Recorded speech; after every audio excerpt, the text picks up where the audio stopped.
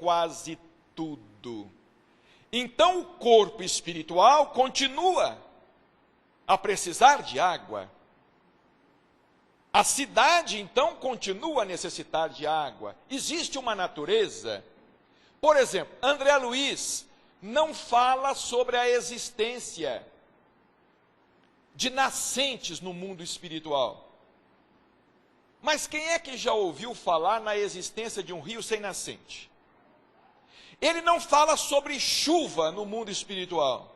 Mas quem é que já ouviu falar de uma nascente sem chuva? E vai por aí afora. São reflexões que o texto de André Luiz nos enseja, porque nós não podemos nos apegar apenas e tão somente ao que está explícito. Nós temos que também procurar o que está implícito. E a água em nosso lar é tratada pelo ministério da união divina, que é o mais alto ministério em nosso lar. É tratado pelo ministério da união divina. Vejamos bem, aqui na terra, com todos os problemas existentes, não percebemos ainda nenhum país que tenha tomado a iniciativa de criar, por exemplo, o Ministério da Água. Tem o Ministério da Economia, tem o Ministério do Trabalho, tem o Ministério da Agricultura. Mas como é que o Ministério da Agricultura poderá funcionar sem água? Nós deveríamos ter também a Secretaria da Água, o Ministério da Água. Em nosso lar existe. Vejamos como realmente é uma cidade com uma visão administrativa diferente. Em nosso lar, as águas servem a todas as atividades da colônia. As águas partem do Rio Azul, passam pelo grande reservatório da colônia, em seguida reúnem-se novamente abaixo dos serviços da regeneração e continuam o seu percurso a caminho do grande oceano de substâncias invisíveis para a Terra. Daí nós deduzimos que, do ponto de vista material, a matéria que está mais próxima do plano espiritual é a matéria no seu estado, aqui na Terra, no seu estado líquido. É como diz o Dr. Dias da Cruz, através de Chico Xavier: a água é a filha mais dócil da matéria tangível.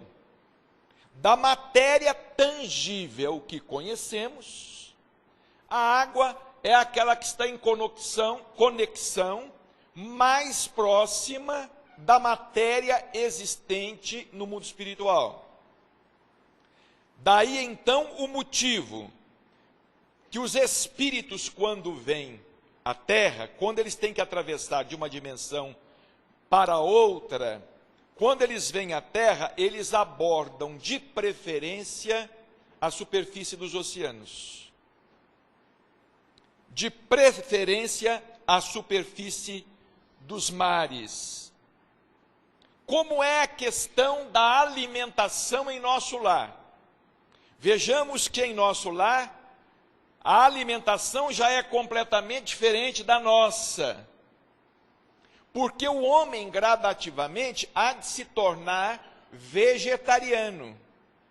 Mas se a humanidade se tornasse vegetariana hoje, nós teríamos um grave problema social, um grave problema econômico. Porque, infelizmente, a nossa economia também está baseada na ingestão de carne. Em nosso lar, só existe maior suprimento de substâncias alimentícias que lembram a terra, proteínas e carboidratos, nos ministérios da regeneração e do auxílio, que são os ministérios que, por assim dizer, fazem a triagem inicial dos espíritos recém-desencarnados, onde há sempre grande número de necessitados. Mas em nosso lar há campos de cultura, fábricas de sucos. É interessante. Fazendo uma releitura atenta de nosso lar, Andrés Luiz se refere, inclusive, a uma fábrica de tecidos, fábrica de sucos, campos de cultura. Dona Laura disse a André Luiz: nossas refeições aqui são muito mais agradáveis que na terra. Há residências em nosso lar que as dispensam quase por completo. E aqui vai um adendo sem maiores explicações, pela exiguidade do tempo. Porque em nosso lar a alimentação é mais frugal, o corpo espiritual vive mais. Porque o perispírito também está sujeito a desgastes. Segundo André Luiz, em várias obras: Missionários da Luz, Libertação, Evolução em Dois Mundos. O corpo espiritual, ele também ainda está sujeito a desgastes, porque constituído de matéria mais rarefeita em relação à nossa, mas de matéria. Porque em nosso lar a alimentação é de natureza mais frugal, o corpo espiritual, ou seja, o corpo dos espíritos, desfruta de mais saúde e vive mais. Chico Xavier dizia o seguinte: o homem está morrendo é pela boca. E nós observamos que sim, é pela boca que o homem está morrendo. Não só quando fala mal da vida do outro, né? E provoca uma reação violenta, mas nós nos alimentamos de uma maneira não muito saudável. Não muito saudável. A medicina está prevendo que dentro de 40, 50 anos, será possível o homem viver sobre a terra até 150 anos. Antes de 1900, a média de vida chegava apenas aos 30 de idade.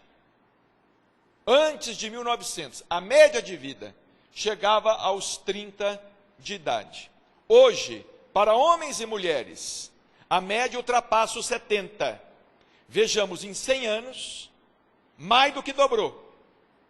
É possível que, dentro de 50 anos, com os atuais avanços da medicina, o homem consiga viver aproximadamente 140, 150 anos sobre a Terra. Talvez alguém esteja perguntando: se aqui não é a vida verdadeira, por que viver tanto na Terra? Acontece, porém, que a vida no plano espiritual também ainda não é a vida verdadeira. Mesmo no plano espiritual, nós estaremos em transição. A vida verdadeira será aquela que alcançaremos quando atingirmos a perfeição. Aí então ocorrerá a nossa integração com Deus. Há residências em nosso lar que as dispensam quase por completo.